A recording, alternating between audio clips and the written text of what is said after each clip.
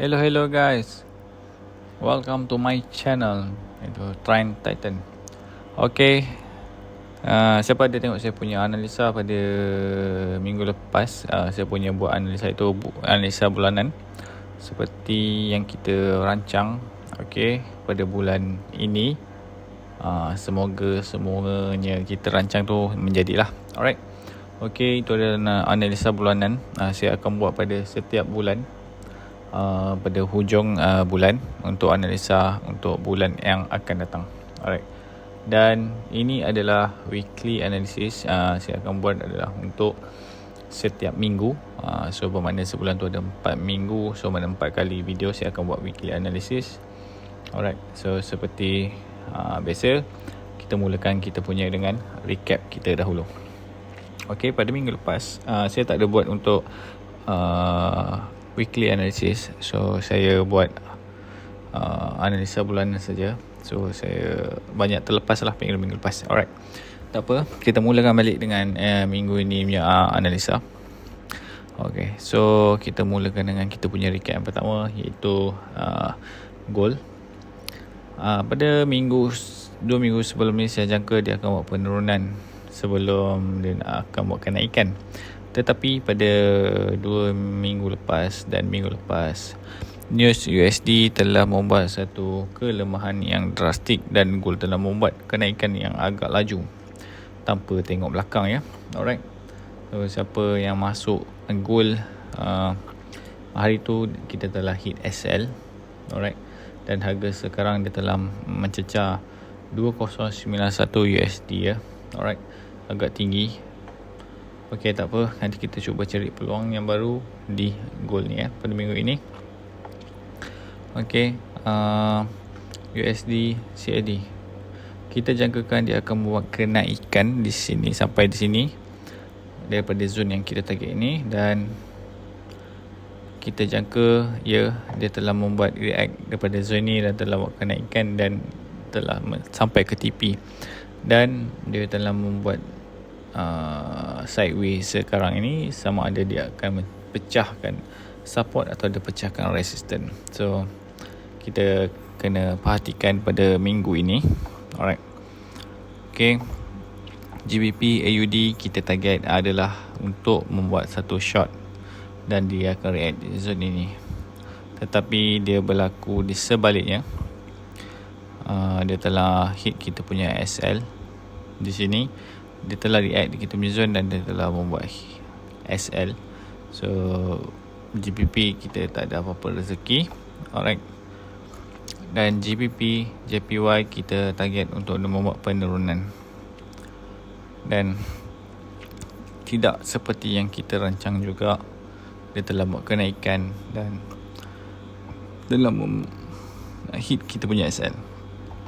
Alright. So 2 minggu lepas kita punya perancangan kita banyak semua tak menjadi. Tak apa, kita mulakan dengan minggu ini, dengan bulanan yang baru ini, kita mulakan yang baru. Alright. Sebelum kita buat analisa yang baru, mari kita mulakan kita punya kalender dahulu. Okey. Seperti yang kita tengok pada minggu ini, kita akan ada news yang sangat besar. Seperti saya katakan di dalam bulanan, analisa bulanan, iaitu CAD, dia akan ada BOC rate statement, dan ada EUR main refinancing rate, dan USD yang ditunggu itu NFP. Okay, alright.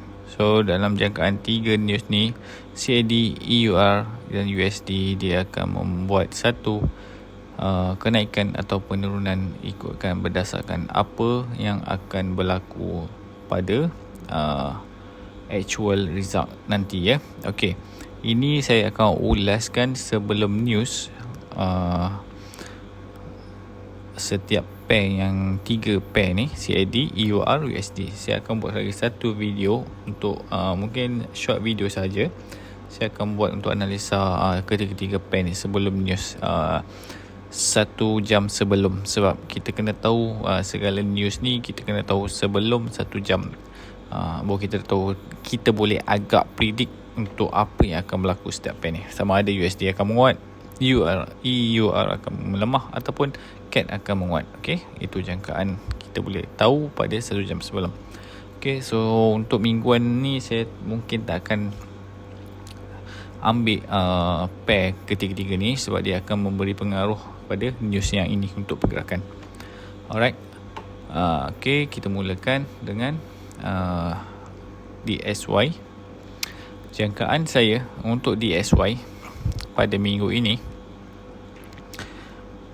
dia akan membuat lagi satu penurunan ke bawah untuk jangkaan saya untuk DSY. Okey, seperti saya kata, dia akan react pada zone di bawah ini. Untuk USD, mungkin dia akan membuat satu sideways sebelum buat penurunan, sebab macam saya kata, dia akan ada satu news pada hari Jumaat, iaitu NFP. Okey, so saya hanya boleh buat predict saja. Apa-apa market semua adalah bukan kawalan kita. Kita hanya merancang. Okey, ini adalah prediction saya untuk USD. Mungkin dia akan membuat kelemahan dan kita boleh cari di gold. Alright, seperti kita jangka, apa yang jadi di USD, dia akan berlawanan dengan gold. So bermakna kalau USD melemah, saya predict gold akan menjadi menguat.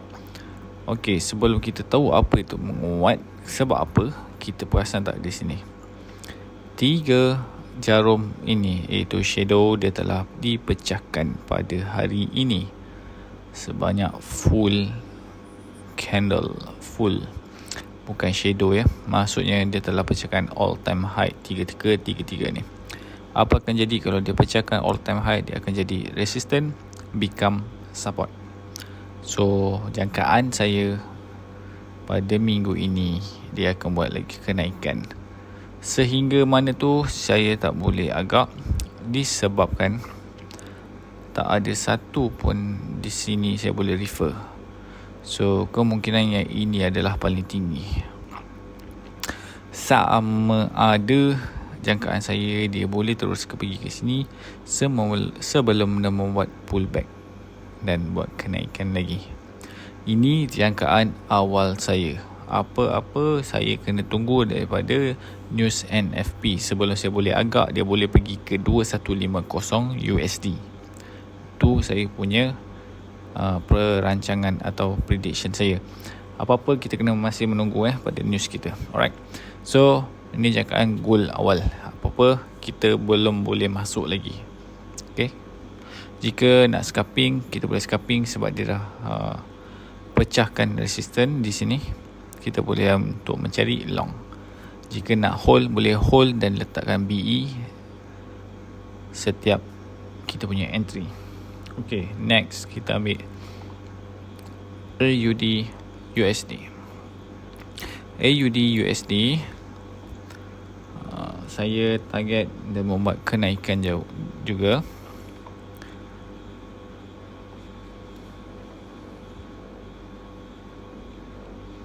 Dia membuat kenaikan juga. Saya target untuk AUD USD.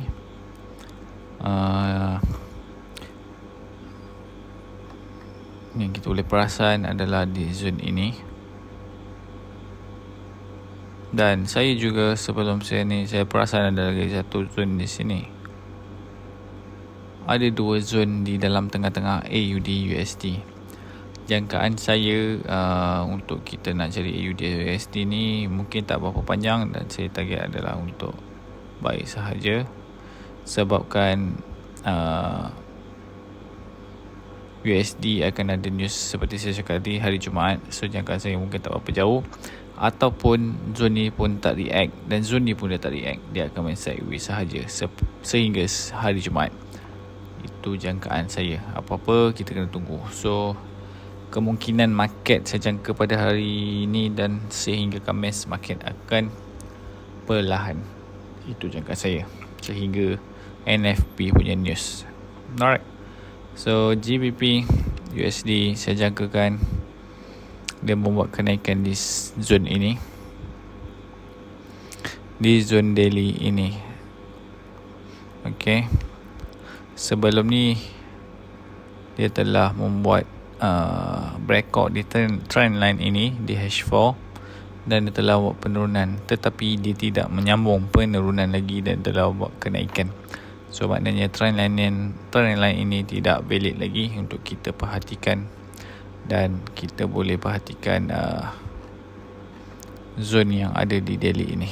Alright, so jangkaan saya seperti saya kata, saya hanya predict sahaja. Sebab apa-apa kita masih kena tunggu pada news pada hari Jumaat nanti. So kemungkinan saya target dia akan buat penurunan di sini, tetapi tidak banyak. Ini sahaja saya target dalam 90 pip. Sebab saya target Isnin sampai Khamis sahaja pergerakan dia yang berlaku. Selebihnya news akan menggerakkan kelajuan untuk setiap pair. Alright, so next adalah saya target itu GBP JPY. Untuk GBP JPY, saya target dia akan membuat kenaikan lagi, kerana zone yang sebelum ini kita target di sini dia telah membuat pecah dan dia tak react pada zone kita. Alright, so saya boleh target untuk GBP JPY dan membuat sambungan lagi di atas. Okay,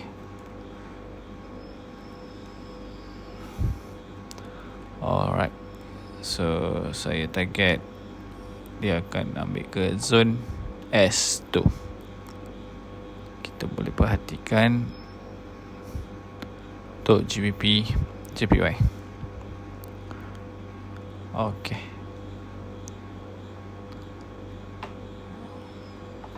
next saya akan teruskan dengan NZD USD.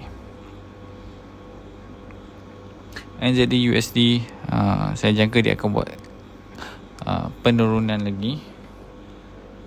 Okay, siapa yang tahu, dia akan buat bear, sideways bear. Okay, tu jangkaan saya, apa yang saya nampak di NZD USD. So jangkaan saya dia akan membuat satu lagi penurunan dan sehingga di sini. Target baru saya. Tapi seperti saya katakan, kita mesti menunggu news NFP pada hari Jumaat, sama ada dia akan pecahkan support ni untuk buat penurunan yang panjang sehingga di zone ini, atau di sebaliknya dia pecahkan resisten dan dia akan mengambil di zone ini. Okey, ini anggaran saya punya prediction. Okey, saya jangkakan ini dua zone dia akan membuat react. Alright, so apa-apa kita kena perhatikan kita punya news daripada minggu ini. Okey, so untuk minggu ini punya analisa, jangkaan saya kebanyakan saya menunggu news daripada NFP. Itu kita boleh jangka ke mana arah untuk USD dan berlawanan dengan USD akan pergi. Okay, so mungkin saya akan buat short video sebelum news. Kamu semua boleh perhatikan supaya kita boleh masuk untuk entry pada minggu ini. Okay, keep fighting. Alright, jumpa lagi pada minggu yang akan datang.